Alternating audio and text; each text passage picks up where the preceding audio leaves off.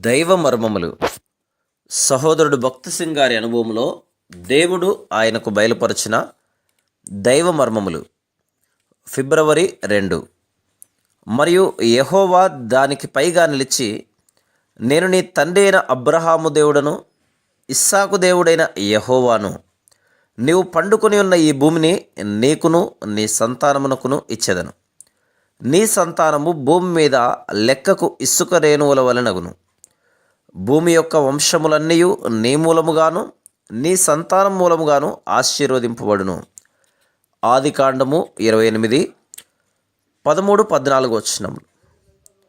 భయమును బట్టి యాకోబు తాను విన్నదానిని చూచిన దానిని గ్రహింపలేక ఆత్మీయముగా గుడ్డివాడయ్యెను.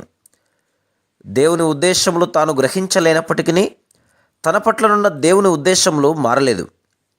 మన హృదయములలో భయం ఉన్నంత వరకు దేవుడు మనకు చూపించు దానిని గ్రహించలేం.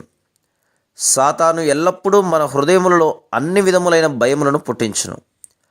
ఈ భయములు దేవుని ఏర్పాట్లను గ్రహించకుండా మనల్ని అడ్డగించును. దేవుని ఉద్దేశములను గ్రహించుటకు గాను యాకోబు అనేక కఠినమైన పాఠములను నేర్చుకొనవలసి వచ్చెను. తన భయము నుండి విడిపింపబడుటకు 20 సంవత్సరములు పట్టెను. ఈ భయము నుండి పూర్తిగా మనల్ని విడిపించుటకు అన్నిటికీ బోధించు పరిశుద్ధాత్మను మనం కలిగి ఉన్నాం. దేవుని ఇంటిని గూర్చిన దైవిక జ్ఞానము ద్వారా మనం పొందు యేసుక్రీస్తు ప్రభు యొక్క ఆశీర్వాదములను గ్రహించగలము.